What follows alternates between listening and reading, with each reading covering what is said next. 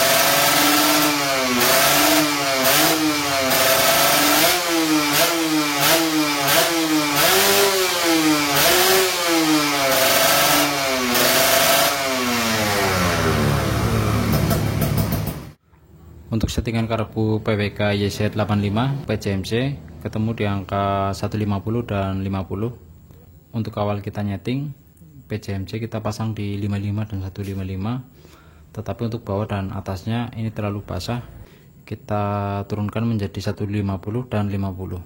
Untuk impresi karbu YZ85 terpasang di Ninja RR.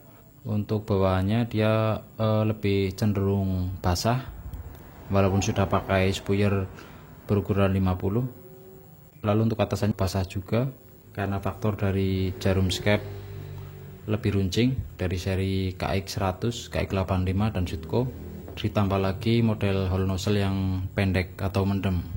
Ini karbu KX100. Jadi pada karbu PWK YZ untuk terpasang di Ninja R atau RR, spuyer itu tidak terlalu naik drastis. Untuk spuyer bawaan karbu PWK YZ, pilot jet berukuran 45, main jet berukuran 138. Dari 45 kita naikkan ke 50, dari 138 kita naikkan ke 150. Untuk bawahnya YZ itu lebih basah dari seri KX100 dan Sutco karena desain hole nozzle yang lebih mendem. Ini tipikalnya lebih basah dari hole nozzle yang lebih panjang, tetapi juga mengikuti ke desain skep karbu, itu pengaruh ke cutway atau celah skep. Untuk karbu KX100, KX85 dan Sutco, spuyer bisa kita up ke 155 dan 55, itu sudah basah. Tetapi kalau 155 dan 55 terpasang di PWK YZ itu terlalu basah. Jadi untuk RPM mesin itu ketahan atau istilahnya berbet, kurang nyaman kalau dipakai sehari-hari. Sedangkan pada KX100 kode G643, KX85 kode G617 dan Sutco ada perbedaan dalaman karbu antara ketiga karbu tersebut. Kalau untuk PWK YZ85 hole nozzle lebih mendem. Yang kedua ada pada desain skep karbu. Untuk sudut skep PWK YZ berukuran 3, sedangkan KX100, KX85 dan Sutco berukuran 3,5. Itu juga mempengaruhi keputaran bawah saat langsam sampai setengah gas putaran. Itu untuk settingan pilot jet atau bawahan. Sedangkan untuk main jet atau untuk atasan itu ada pada jarum skep dan main jet. Karena desain jarum skep PWK itu lebih runcing dari skep karbu KX100, KX85 dan Sutco. Kalau diurutkan dari atas, yang paling gemuk Sutco, lalu KX100, KX85 dan PWK YZ. Untuk jarum skep dan head nozzle itu berpengaruh ke setengah gas sampai full throttle atau gas penuh. Lalu untuk mengetahui pilot jet settingannya terlalu kering atau terlalu basah, bisa kita ketahui dari setelan angin. Untuk setelan angin kita tutup full, ini searah jarum jam. Posisi mesin kondisi hidup. Untuk setelan angin kita tutup penuh. Lalu ketika RPM turun, kita buka perlahan, kita hitung setengah putaran, 1 putaran sampai 1,5. Kita cari RPM tertinggi. Kalau kita dapat RPM tertinggi, itu untuk settingan yang pas. Idealnya untuk setelan angin itu di angka 1,5 sampai 2 putaran. Misal pilot jet yang kita pasang ini terlalu kecil, bisa kita ketahui dari setelan angin. Setelan angin kita tutup penuh, kita buka setengah putaran. Untuk RPM mesin langsung teriak. Tandanya untuk pilot jet itu kekecilan, bisa kita up beberapa step dari ukuran yang terpasang. Yang kedua, untuk mengetahui pilot jet ini terlalu besar, caranya masih sama. Posisi mesin masih hidup, RPM kita tahan, setelan angin kita buka perlahan, kita hitung setengah putaran, 1 putaran, 1,5. Misal 1,5 sampai 2 putaran sampai 2,5. Untuk RPM belum naik, tandanya pilot jet kebesaran. Lalu kita turunkan dari ukuran yang terpasang. Untuk settingan main jet itu ada pada ukuran main jet dan jarum skep. Misal kita pakai 155, untuk RPM atasnya dia berbet masih tertahan. Dari 155 bisa kita turunkan ke 150 atau turunkan ke bawahnya lagi. Kalau semisal tidak ada stok main jet, bisa kita mainkan pada posisi jarum klip. Misal posisi klip ada di tengah, bisa kita turunkan untuk jarum skep. Kalau untuk posisi klip kita naikkan, bisa kita pindah yang tadinya nomor 3 kita geser ke nomor 2. Kalau misal settingan masih basah, kita turunkan lagi sampai ke nomor 1. Ini untuk settingan putaran atas berkaitan dengan jarum skep dan main jet. Lalu pada settingan karbu, untuk karbu tipe apapun, mulai dari Keihin, PWK, PWL atau Mikuni VM, itu ada batas toleransi. Semisal spuyer yang terpasang 150, kita naikkan itu beberapa step dari ukuran yang terpasang. Karena salah besar, kalau beranggapan semakin besar spuyer, untuk tenaga itu semakin powerful. Tetapi efek dari settingan PCMC yang terlalu besar itu membuat settingan mesin jadi berbet, nggak mau digas. Karena pada orang bakar, busi tidak mampu membakar debit bensin yang dihasilkan dari karburator. Untuk menaikkan PCMC, kita harus tahu spesifikasi dalaman karbu tersebut. Pada PWL, pilot jet berukuran 45, kita naikkan beberapa step dari standarnya. Misal yang terpasang 45, bisa kita naikkan ke 50 sampai ke 55. Sedangkan untuk main jet berukuran 138, bisa kita up ke 145 sampai 150. Itu untuk batas toleransi setting spuyer. Untuk kondisi mesin yang masih standar, lain lagi untuk mesin yang sudah dioprek, seperti dinaikkan untuk lubang-lubang transfer dan bilas atau exhaust. Untuk settingan PCMC ini bisa naik drastis dari ukuran standarnya. Semisal pun kita tanpa perlu oprek mesin, kita naikkan pengapian dari standarnya Ninja R atau RR pengapian DC, kita ganti ke pengapian AC. Untuk settingan karbu juga bisa berubah, karena pada pengapian AC untuk nyala api itu lebih besar. Semisal spuyer yang terpasang PC55, MC155, ini pada pengapian DC. Untuk settingan karbu sudah basah, tetapi kalau kita upgrade pengapian dari DC kita ganti ke AC seperti kita pakai pengapiannya Ninja Kiss. Untuk settingan karbu ini bisa berubah langsung menjadi settingan kering. Kalau kita rubah pengapian, kita juga harus setting ulang karbu.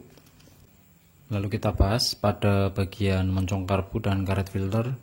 Untuk PWK series ketika terpasang di Ninja RR, untuk flow udara ini kurang bagus karena pada karet filter Ninja RR itu didesain untuk karbu Mikuni VM28. Ini Mikuni VM28 bawaan Ninja RR series, mulai dari RRZX, RR All sampai RR New. Perbedaannya lumayan banyak untuk diameter luar dan flow. Jadi ketika PWK series terpasang di Ninja RR, untuk flow karbu ini tertahan oleh karet filter. Kalau untuk box filter ini didesain mengikuti rangka Ninja RR, sedangkan karet filter ini didesain untuk mengikuti spesifikasi karbu.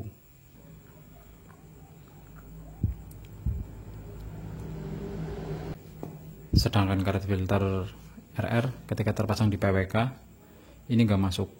Ini ada penyesuaian atau kita paksakan dengan cara karet filter kita panaskan, lalu kita paksa agar masuk ke moncong karbu PWK series.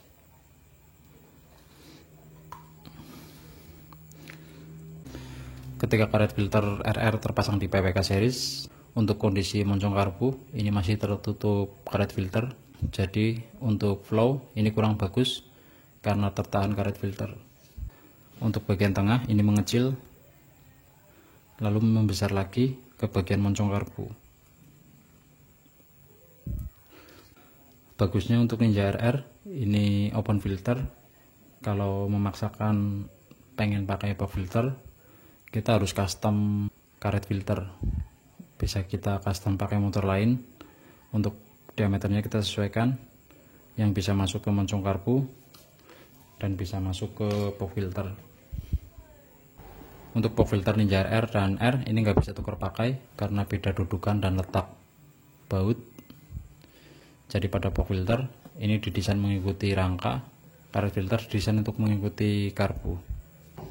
Karena karbu bawaan Ninja R dari Keihin dengan tipe PWL, karena masih sama-sama Keihin, untuk desainnya pun ada kemiripan. Moncong karbunya sama besarnya,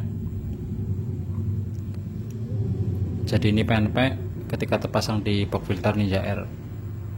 Lalu untuk flow udara yang masuk ke moncong karbu dari box filter, untuk flownya juga lebih bagusan Ninja R karena pada desain karet filter ini tidak ada hambatan udara yang masuk ke moncong karbu. Ini ketika terpasang.